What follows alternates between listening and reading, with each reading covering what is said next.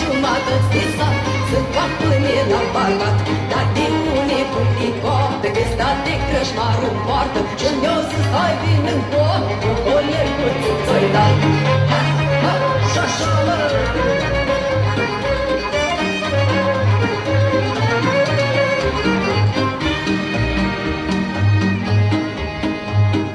Mă crășmarii, mă pasăle, nu te mai uita la mine, pune goler când ușor, dăm să beau că-i marizor.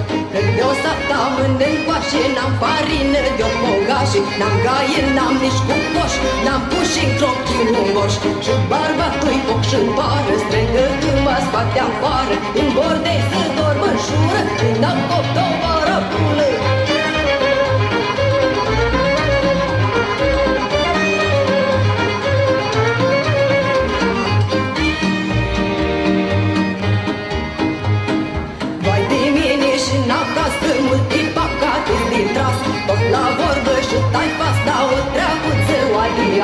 Barbatul-i flamând acasă și nici eu nu stare trează. Brauînțele le-am vândut și la crâșmă le-am baut.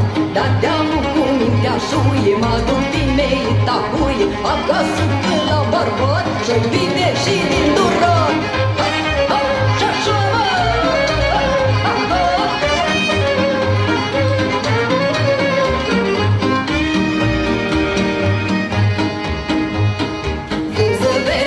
Capciune, de-ar veni ziua de mâine să le uit cât eu o fost, hai cu barbatul-i mânios.